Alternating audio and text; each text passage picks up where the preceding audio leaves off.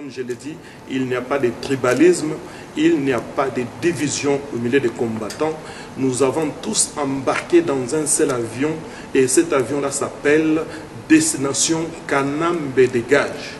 Na kati avion, c'est vrai que Makele le koko bandako zala, ma petite discussion est na kati, hôtesse pour le servir de l'eau peut-être froid, ou ameli moi vin, ou ameli moi alcool, ou ameli maille, ou ameli thé, ou ameli café, mais ce qui compte, tozo comme la destination na biso. Et la destination, c'est Kanambe Dégage. Mopaya alongwa na mboka na biso. Ndenge na lobi, même Jésus, les disciples ne l'ont pas suivi à 100%. Il y a un lancé appel et pas bande de il y a théologie, il y a libération. Bishop Élysée, beau formé bateau en Afrique du Sud. Pascal, beau formé bateau. Babino, nazolo bela plus ba pasteur. Na États-Unis, na pasteur yambe. Il faut que former bateau, bateau pas comprendre, beau véhiculer message en haut. Na kati ya diaspora, na résistance combattante. Tout ça na eloko babengi école. École pas parce qu'il faut éteindre sa bateau, mais école pour ne pas sa ligne de conduite et fungole la bateau résistance combattante des années. Sinon tu causes la mire bateau batele mina wenze bazogang.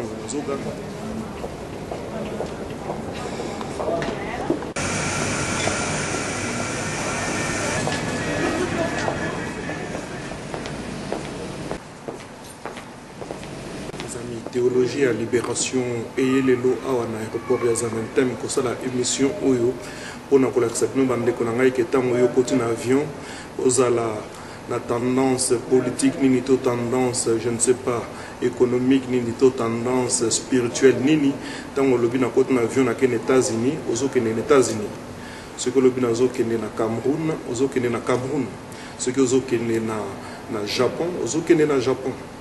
Donc, dans quatre avions, on peut que moto a vendu à gauche, a vendu à droite, à la tendance de pour ça, on a au coma la destination. Tout ça, l'émission Oyo à partir de l'aéroport. Pour nous accepter, nous avons dit que na kati na combat na biso ya résistance awa likambo ya tribalisme ezate likambo pe ya division ezate biso nous auto embarqué na kati ya avion oyo tozo kene na destination c'est moko destination na biso ezali Kanambe Dégage.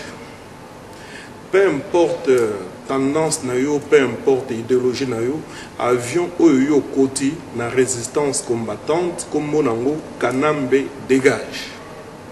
Ndenge na yo sibino d'autres l'action wa compagnie zali belé belawa ceux qui le lobby ok Turquie le lot tant côté na avion côté na moto aza pembenité ke yo ke wa po bino no so beaucoup na avion bobi ke toke na Turquie.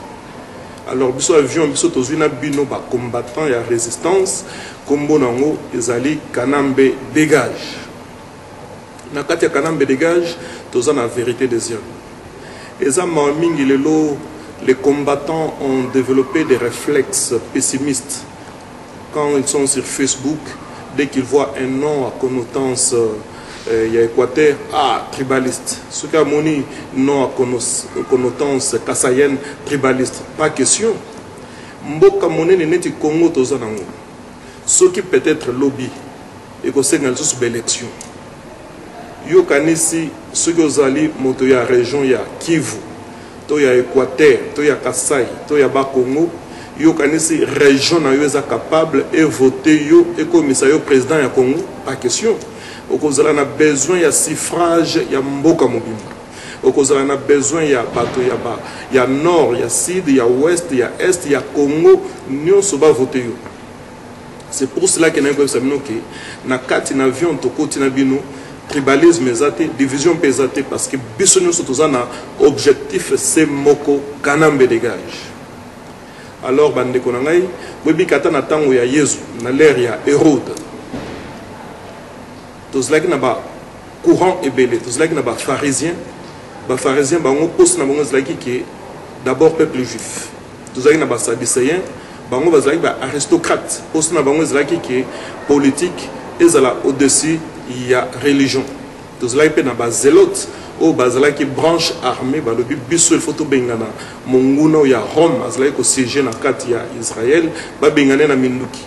Mais bangono so bazaki ba yuda pe bangono so bazaki na vision moko vision na bangono zaki nini monguna abima ndenge moto tozotala Yesu na kati na bateau. Na kati ya bateau, que les disciples, c'était une divergence impossible. On avait des gens pessimistes, des gens sceptiques comme de Thomas, on avait des gens, des opportunistes, on avait aussi des optimistes. Donc là, il y a 12 disciples, on a une divergence d'opinion.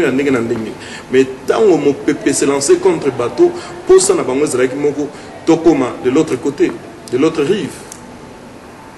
Donc même Jésus derrière lui, tous ces gens-là n'étaient pas d'un commun accord. Il y avait toujours une divergence. Donc divergence, dans le combattant, il y a résistance et qu'oscille à jamais, Mais ce qui fait notre force, les alliés slogans Abisso, Kanambe dégage. Il doit quitter notre pays, il doit partir. Ndé au moniteur de l'émission Olelo Awa à partir il y a aéroport il y a Zaventem on a relaxé combattant nyonso esika nyonso azali pe ko ganga na mokili mobimba ke na kati na combat na biso tozali na bino tribalisme ezali te division pe ezali te biso nyonso toza na objectif c'est moko. On ne peut pas prendre les propos d'un seul individu et en faire un credo de notre combat. Il y aura des dérapages de langage à gauche, à droite. On ne prendra pas ces cas isolés pour en faire la règle, ni même la voix de la majorité, pas question.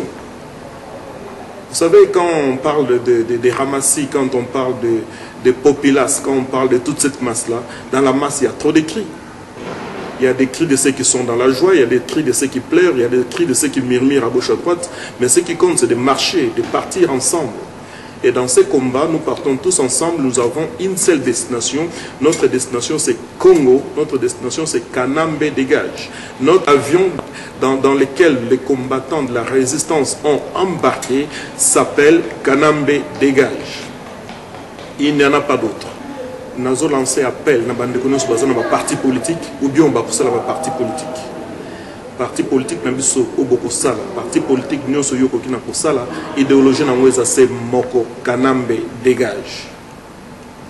Ceux qui le long en kati ya parti politique yo le bio semé molimo ba bengi tribalisme yaba goza déjà un perdant pour un jour ou un autre je ne sais pas un jour arrivera peut-être au postuler na candidature présidentielle mais ceux qui ont postulé na candidature en région na yo moko ko voter pour nous gouverner comme nous ça ne sera pas possible. Donc je rappelle, ndenge tozata na poto awa, ezate po yo soani na mundele, pour discuter na mundele, ou soani peut-être na tata lopango na yo, c'est pas parce que tu as eu une divergence d'opinion ou une prise de bec avec ton boss au boulot, ou je ne sais pas à l'école, ou même avec la police en cours de route, que tu vas crier dans toutes les rues racisme. Non, ce n'est pas le racisme. Il y aura toujours des petits problèmes à gauche à droite, c'est des problèmes de vie. Je me rappelle un jour dans l'état civil, et puis le chef de l'état civil m'a dit à l'objet, la vie c'est comme un plat qu'on est en train de mijoter sur le feu. Dans ce plat, il se peut qu'un jour il y a trop de sel, il se peut qu'un jour il y a trop de piment. Mais ce n'est pas la fin du monde. Des cas, des exceptions pourront toujours arriver. Et d'ailleurs, on dit en français, pour ceux qui connaissent bien la règle, on dit l'exception confirme la règle. Et il y aura toujours des dérapages, il y aura toujours des petits bruits à gauche, à droite. Mais je rappelle à tous les combattants, la théologie de la libération prend position et déclare que dans ces combats, il n'y a ni tribalisme, ni division. Nous sommes tous unis derrière un seul panneau, derrière le seul panel qui est Kanambe dégage. C'est le temps de nous donner les mains ensemble et d'avancer.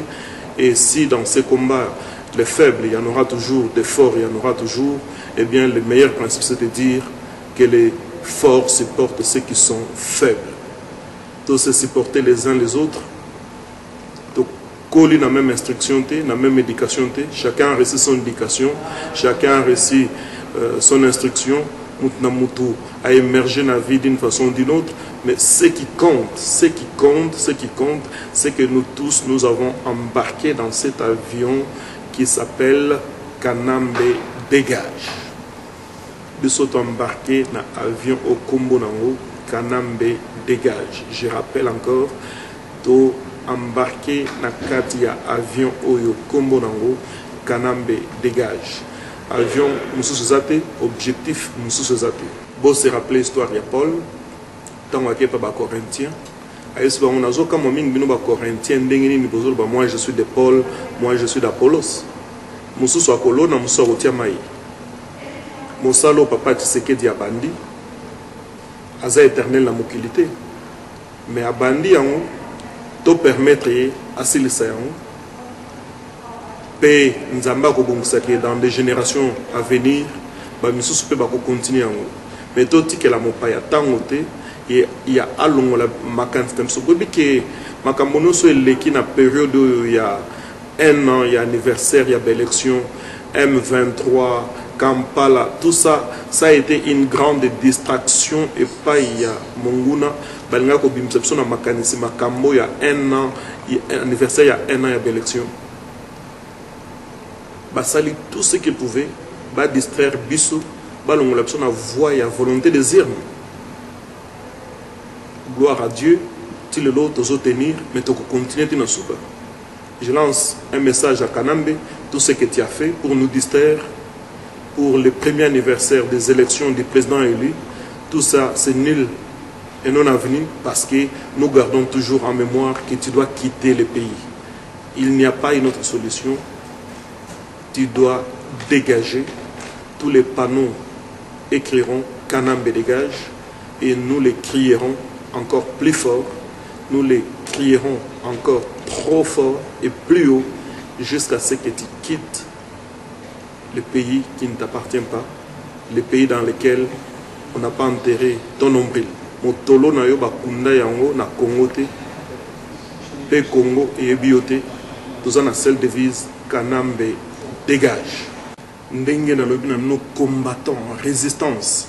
Les lokola bilanga ya fleur na ba fleur wana ya bleu zali ya rouge zali ya jaune zali mais ya bleu et comme tout na te pourquoi na za bleu ya rouge pe ko loba te pourquoi na za rouge ya jaune ko loba pété pourquoi na za jaune mais bien diversité ya ba couleur wana ezo sala beauté ya chana biso donc moto na moto azana lolenge ba bokoli instruction zui et on a lancé appel ko loba ke na bande konamso bazali plus éveillé et cause la malamu awa na kati ya diaspora na résistance combattante tout ça la eloko babengi école pas parce qu'il faut étangisa bato mais école pour ne pas sa ligne de conduite et fungolela bato résistance combattante ezanini sinon te kozala onire bato batelemi na wenze bazoganga bayebi pe objectif na bango te.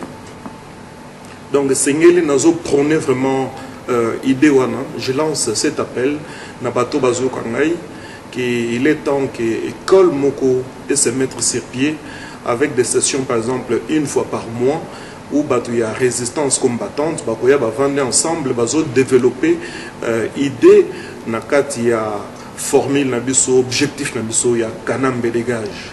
Nakanisi ko recadrer makamumwe belé be bato belé ba ko comprendre. Bino bonko boyebi ke na kati na mboka na biso na Congo bato nyonso bazwi instruction te donc bato mingi bayebi te comment ata lelo babengi ye na télévision ou na radio il ne sait pas quel discours avoir pour pouvoir en tout cas défendre son objectif. Alors c'est très important école moko et la mise sur pied pour na kolakisa bato lolenge ya koyeba ko se comporter na makambo oyo to bengi résistance combattante. École en aux un objectif kolakisa bato Congo et tu api pezo kende wapi pe bitumbo yo to koti yango pona nini pe tozo bunda pona nini sinon te boyebi ke les opportunistes vont penser que combat est là qu'il camboya oyo gangi de setine 3 marche puis kanamba longwe mais un combat peut prendre le temps possible que soit jusqu'à ce que bateau base à la former binomo boyebi ke na histoire biblique nzambe alobi ke na tiki Israël 40 ans na kati il y a des airs pour les former tout simplement. Pour les former, pour avoir un acquis. Et je pense que bateau belé au bazan na kati na combat na biso, bateau belé au bazan na kati il y a résistance combattante, beaucoup n'ont pas un acquis. Bazan na une connaissance même préalable. ebele bakoti na sens ya makelela wenze. Or il faut tobanda déjà une formation koyeba ke lobby toko sikola mboka na biso toko tambusama na kati ya mboka ngo ndenge nini. Pourquoi lelo il faut s'aligner derrière par exemple président Étienne Tshisekedi. Ceux qui toko s'allier derrière yé ezali parce que to vota qui est et puis parce que monguna azo bafoué notre volonté de zéro. Alors toko permettre te monguna a bafouer toujours notre volonté de zéro. Comme je l'ai dit, il n'y a pas de tribalisme, il n'y a pas de division au milieu des combattants. Nous avons tous embarqué dans un seul avion et cet avion-là s'appelle Destination Kanambe Dégage. Na kati avion, c'est vrai que Makele le koko bandako zala, ma petite discussion zala kati, au test à quoi servir de l'eau peut-être froid, ou ameli moi vin, ou ameli moi alcool, ou ameli maille, ou ameli thé, ou ameli café, mais ce qui compte, tozo comme la destination à biso. Et la destination, c'est Kanambe Dégage. Mopaya alongwa na mboka na biso. Ndenge na lobi, même Jésus, les disciples ne l'ont pas suivi à 100%. Il y a un azo lancé appel et pas bande konangani oso, il y a théologie, il y a libération. Bishop Élysée, beau formé bateau en Afrique du Sud. Pascal, beau formé bateau. Babino, nazolo bela plus ba pasteur. Na États-Unis, na pasteur yambe. Il faut que former bateau, bateau pas comprendre. Beau véhiculer message en haut na katia l'église parce que Congolais a quand même chrétien quelque part. Que véhiculer ba message na Bishop Chatumba na Paris. Beau véhiculer ba message Docteur Lévy, beau véhiculer ba message Pasteur Gilles Rabi, beau véhiculer ba message oyo partout de façon que vraiment peuple congolais a bon somi. Ce qui tozali moto muso ya kosala biso musalo yo tokozwate.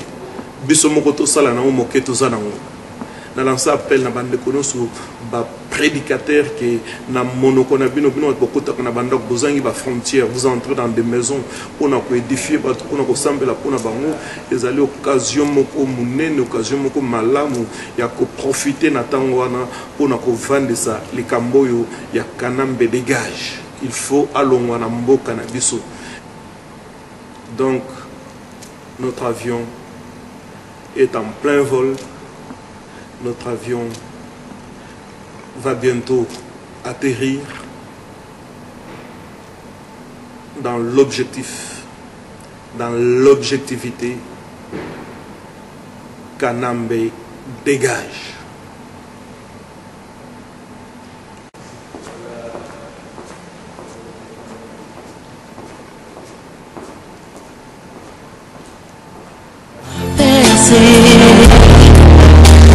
Jamais renoncer, jamais renoncer, jamais